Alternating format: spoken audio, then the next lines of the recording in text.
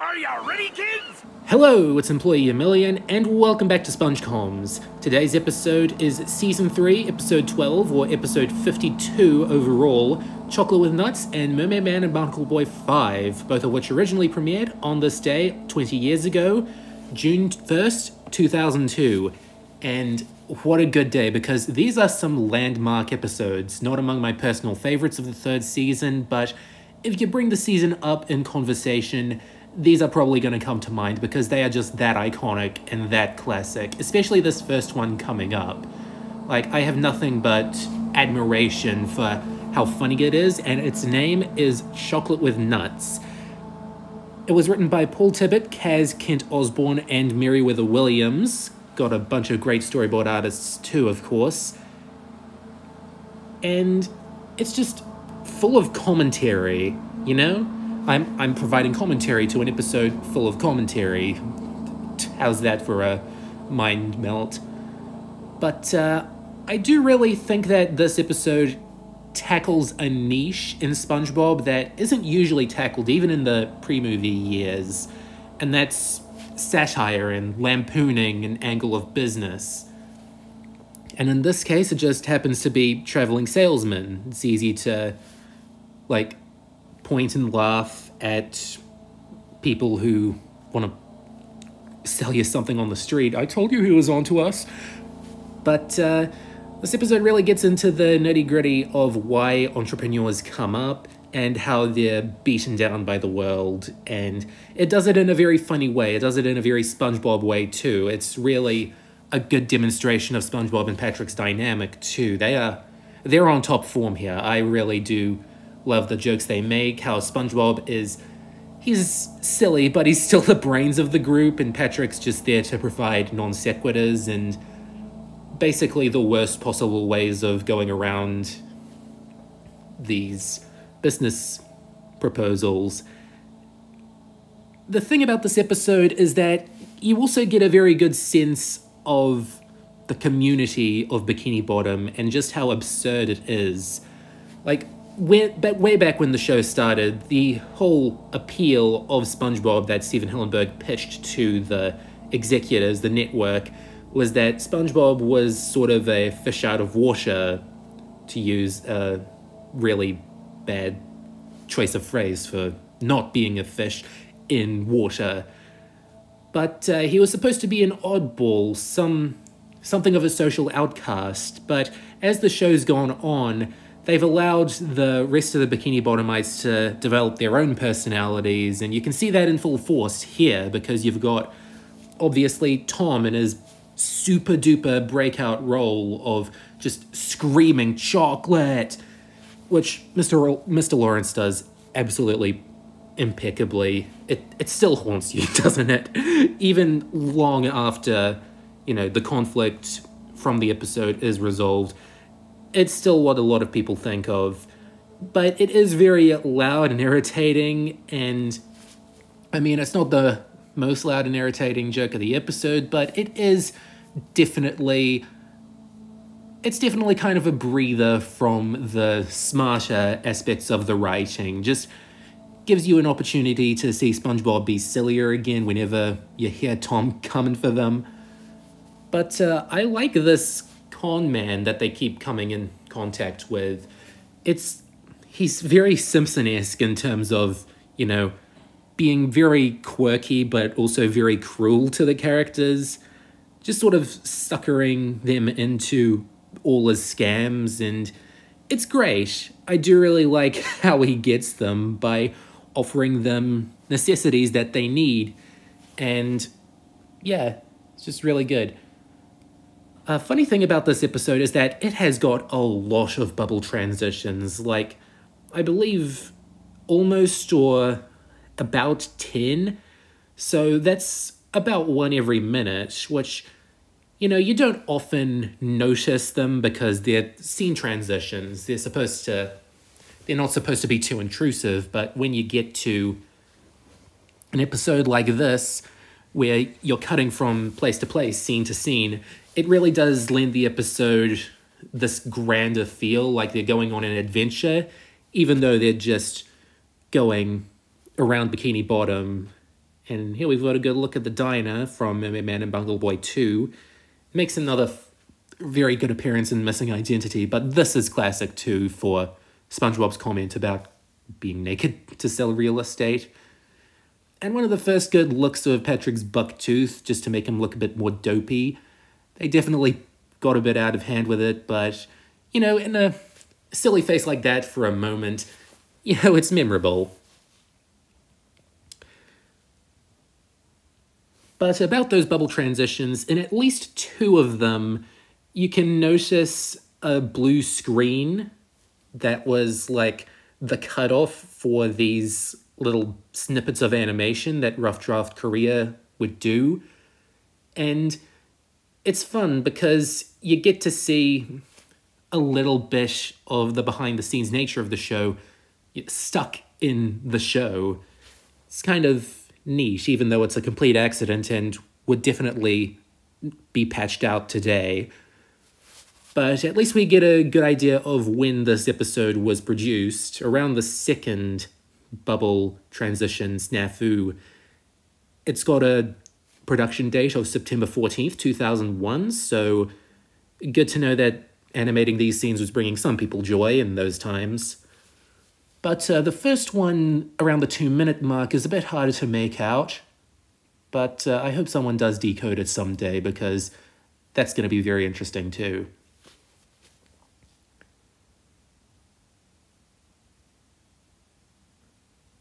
You want to know how popular this episode is? Not only is it a lot of people's favorite episode of Season 3, just because it's got a very good message about the dangers of selling out and stretching the truth and kind of getting bitten back by a bigger scammer. There's always a bigger fish. 2 fish metaphors today. God. But, you know, it's very popular. It's got a lot of classic bits. And it's one of Tom Kenny's favorite episodes. This is in his Tom 20 playlist from 2009 at number 12.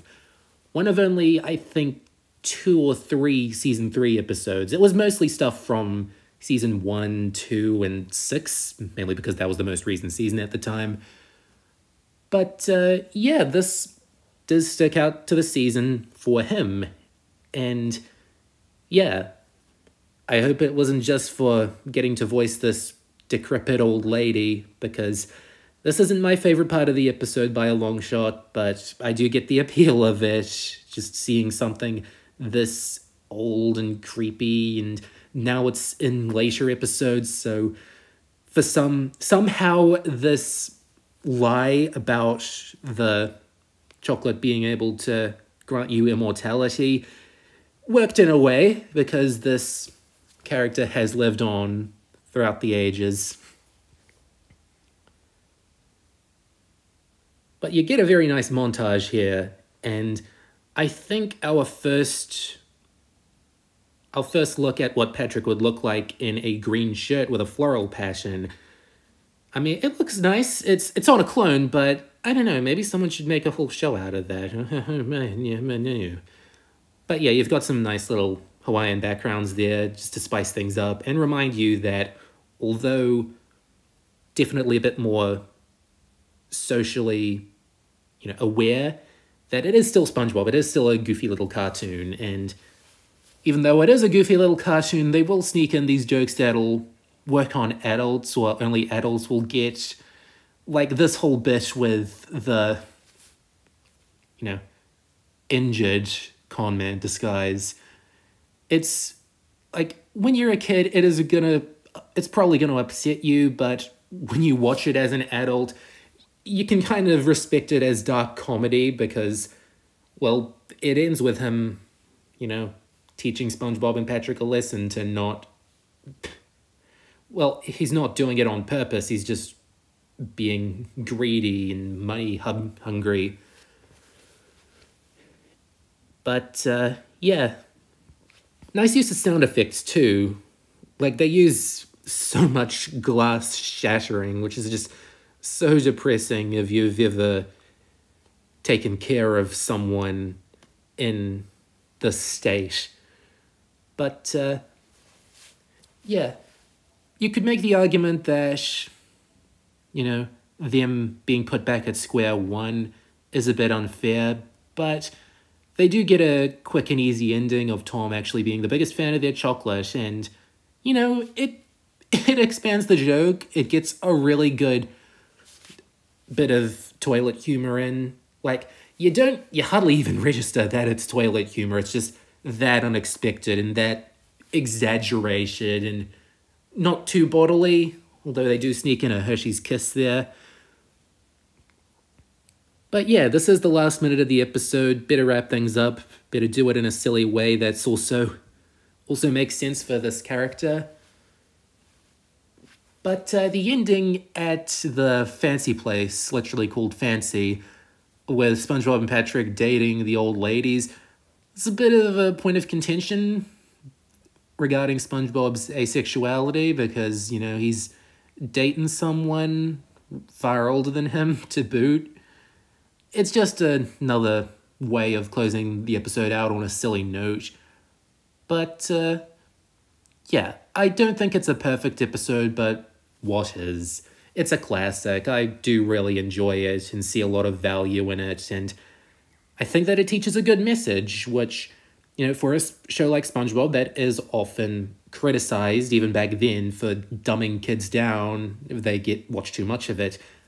I think it's good that, you know, they have a reason to tell a story and some good jokes to go along with it, and Chocolate with Nuts passes with flying colors in that case. Mermaid Man and Barnacle Boy 5 was written by C.H. Greenblatt, Kaz, and Meriwether Williams, and yeah, what a finale-ish for the original 5-part Mermaid Man saga. It's a very interesting episode to look at the history of, because back when it was thought that SpongeBob would only go for a few seasons, 3 max, and then get a movie and then, you know, fade away like some sort of fad, which certainly didn't happen, this episode definitely had a feeling of finality to it, in that this is the last time that we're going to see Mermaid Man and Barnacle Boy in this original saga, at least.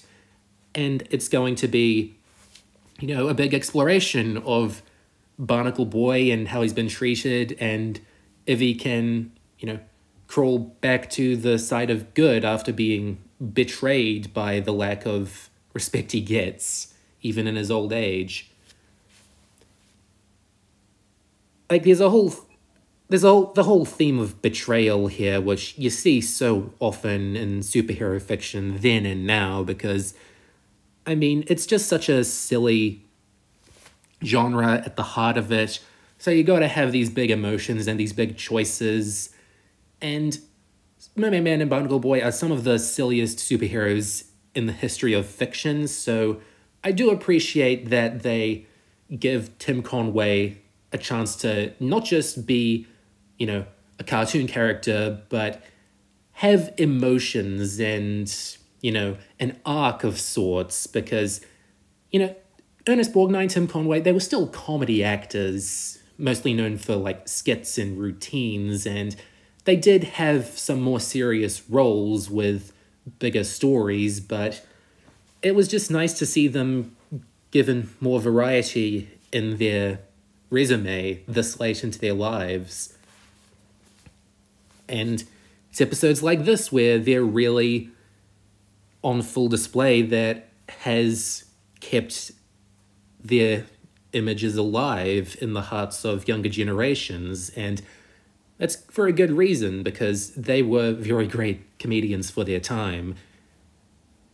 Should the Mermaid Man and Barnacle Boy saga have ended here? I don't really know, because after the 6th part, which hardly had much to do with this, they stopped naming them and just resorted to making them regular guest characters and little one-off events.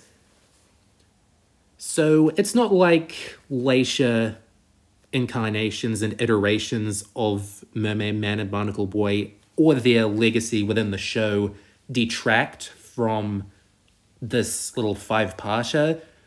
But it is noteworthy that they wanted to go out with a bang, because if you look at the storyboards for this episode on the Fear of a Krabby Patty DVD, this episode was originally going to be way longer, like about 17 minutes. About 5 or 6 minutes of content was cut from this episode. They still misspelled villain, but maybe they just didn't go to school. Yeah, a lot more action, a lot of more jokes, and that kind of tells me that they were serious about giving them a very good send-off. Like, there was no telling how long SpongeBob would last in those days, because they got a second season completely unexpected. They got a third season because it was a big hit. Then it went on break for a while to work on the movie, and although Mermaid Man and Barnacle Boy appeared in a comic, I think, to promote the movie, and had cameos leading up to their grand return in the motion picture, well, the 6th episode of the Mermaid Man saga, you look at this and you think, man, it's all been leading up to this, and then they had like 10 episodes after this, and they still continue to do occasional superhero-focused episodes in the spirit of these old ones. And yeah, I do think that they wanted to, give you the best of all their adventures, like both of their most popular villains, their arch enemies, the Dirty Bubble and Man Ray, both come back. Interesting thing about the casting in this, because Charles Nelson Riley didn't return as the Dirty Bubble. He was replaced by Tom Kenny, which, I mean, I'm not complaining. Charles Nelson Riley, it's good to get a celebrity, but I think that Tom Kenny plays the part a bit better, personally. But this was the last time that John Rhys Davies played Man Ray, because from, like, the motion picture onwards, or Lights, Camera, Pants onwards, whichever came first, he's been played by Bob Joles. And Bob Joles isn't doing a half-bad job, but, man, John Rhys Davies, all his lines were comedy gold. And